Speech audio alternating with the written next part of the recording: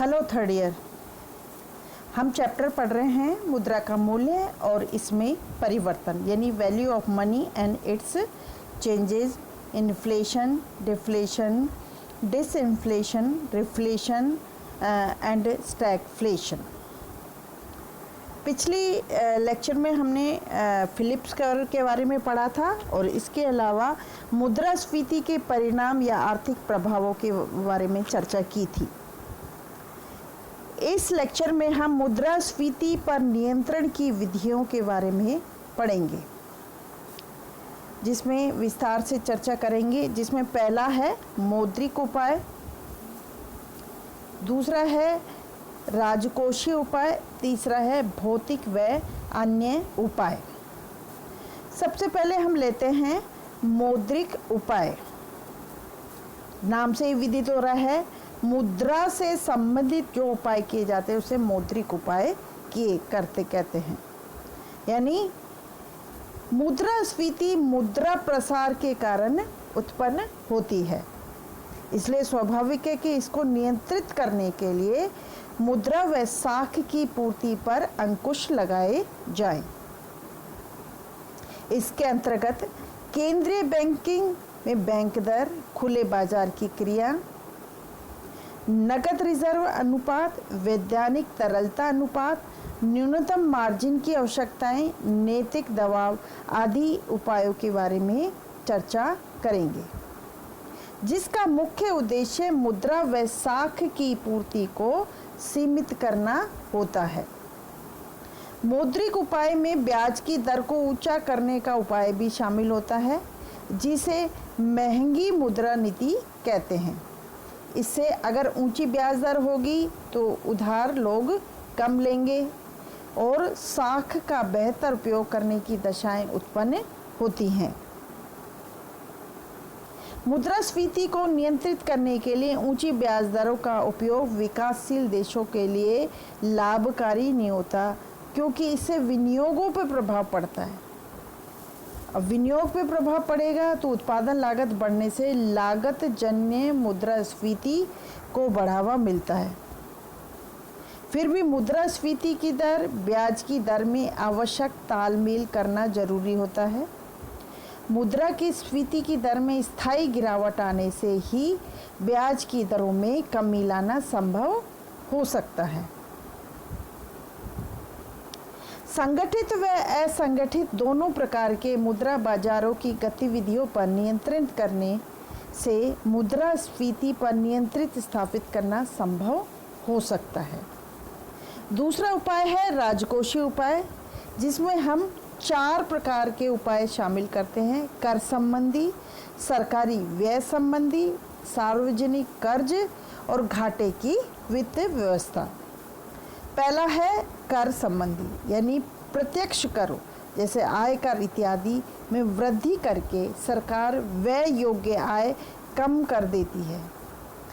जब व्यय लोगों के पास पैसा नहीं रहेगा तो वो सामान की ज़्यादा डिमांड, वस्तु की डिमांड ज़्यादा नहीं करेंगे और इससे महंगाई पर नियंत्रण होगा।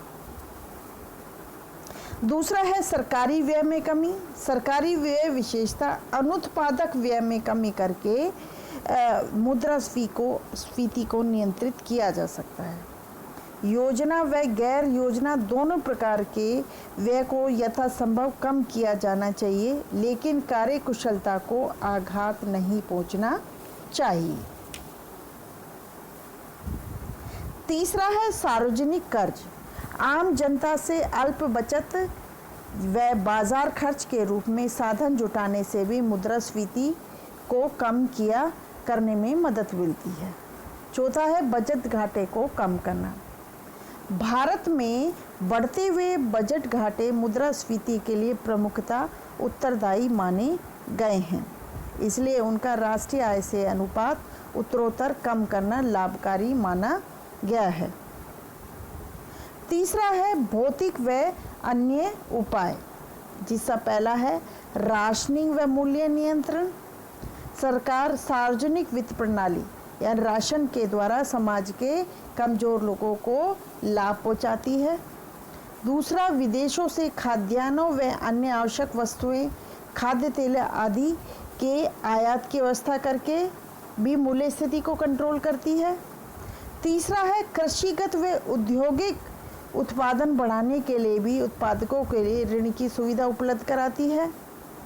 चौथा, विभिन्न प्रकार के सौदों या लेन देनों को सूचकांकों से जोड़ने की व्यवस्था की जाती है।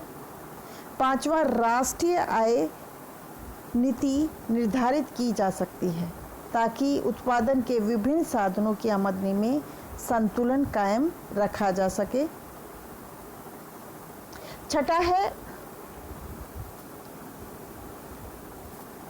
उपभोक्ता के हितों की रक्षा के लिए उपभोक्ता मंच स्थापित किए जा सकते हैं ताकि उपभोक्ताओं को अनुचित शोषण से बचाया जा सके। व्यापार के अनेक प्रकार की अनुचित रीतियों से उपभोक्ता वर्ग की रक्षा करना अति आवश्यक माना गया है। अगला है अवस्फीति, जिसको इंग्लिश में कहते हैं डिफ्लेशन। अवस्फीति की दशा में राष्ट्रीय आय व उत्पत्ति में कमी होती है, प्राय सामान्य कीमत स्तर में गिरावट आती है। अवस्फीति में कीमतें अपने साधारण स्तर से नीचे चली जाती हैं, जिससे अर्थव्यवस्था में उत्पादन, रोजगार, आमदनी घट जाती है और बेरोजगारी की स्थिति, उत्पादन घटने की स्थिति और फर्मों में व्यावसायिक हानि की स्थिति उत्पन्न हो जाती है। अवस्फीति के कारण पहला, मुद्रा की पूर्ति उनकी मांग से कम हो जाती है, उत्पादन का अधिक्य हो जाता है, कठोर साख नियंत्रण, और चौथा, स्वर्ण मान की दशाओं में स्वर्ण की कमी से मुद्रा की पूर्ति को बढ़ाना कठिन हो जाता है। अवस्फीति के प्रभाव, इससे उत्पादकों व व्यापारियों को हानि होती है, ऋणदाता को लाभ होता है और ऋणी को हानि होती है। मजदूरों व आम जनता को घटती कीमतों के कारण लाभ होता है, लेकिन बेरोजगारी बढ़ने से औद्योगिक शांति बढ़ती है।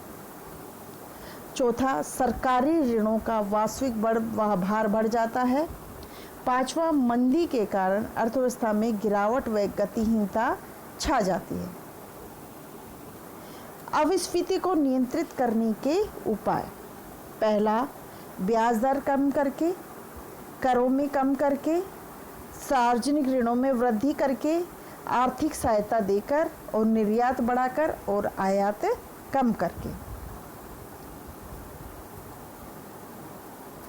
मुद्रास्फीति को अन्यायपूर्ण और अवस्फीति को अनुपयुक्त क्यों कहा जाता है? वो इसलिए कि ऋणदाता बचत करने वालों, वेतनभोगी व्यक्तियों, मजदूरों व उपभोक्ताओं को हानि होती है, अतः यह आर्थिक असमानता को बढ़ाता है। धनी और अधिक धनी हो जाते हैं, गरीब या तो गरीब रह जाते हैं या अधिक गरीब हो जाते हैं। यह शहर या गांवों के बीच की खाई को बढ़ाता है। इससे शहरों की आमदनी गांवों की आमदनी की अपेक्षा अधिक बढ़ती है। अगला है विस्फीति, जिसे इंग्लिश में कहते हैं डिसइंफ्लेशन। मुद्रास्फीति को नियंत्रित करने के लिए जो उपाय अपनाए जाते हैं उसे विस्फीति कहते हैं, जैसे कर बढ़ाना, सरकारी व्यय में कमी करना, ब्याज की दर को ऊंची करना, उत्पादन बढ़ाना, आयात बढ़ाना, कंट्रोल व राशनिंग का प्रयोग करना, मुद्रा की पूर्ति और नियंत्रण करना, बजट के घाटे को कम करना, विदेशी मुद्रा के बढ़ते कोषों को मुद्रा की पूर्ति पर प्रभाव नियंत्रित करना इत्यादि। अगला है संस्फीति, जिसे इंग्लिश में कहते हैं रिफ्लेशन।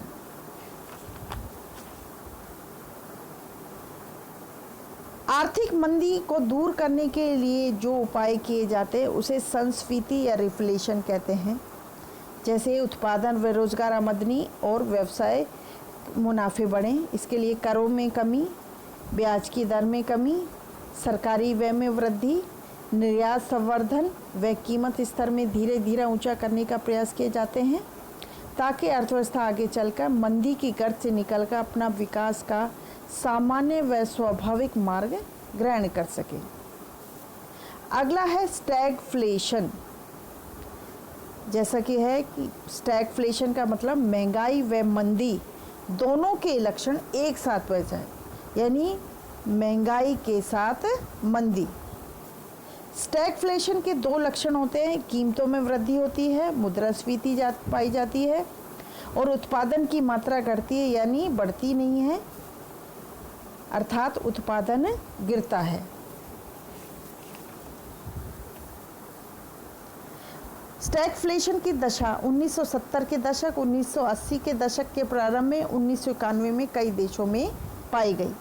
इसके दो कारण बताए गए। पहला, तेल के आयातक देशों में लागत जन्य मुद्रास्फीति बढ़ी।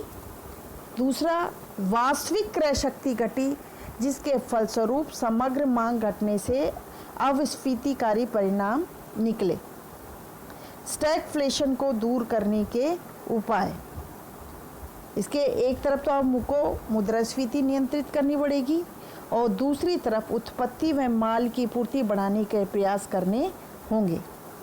अतः इससे मांग पर नियंत्रण के साथ साथ पूर्ति बढ़ाने की दशा के प्रयास करने होंगे और स्टैगफ्लेशन का हल निकाला जा सकता है। थैंक यू, धन्यवाद।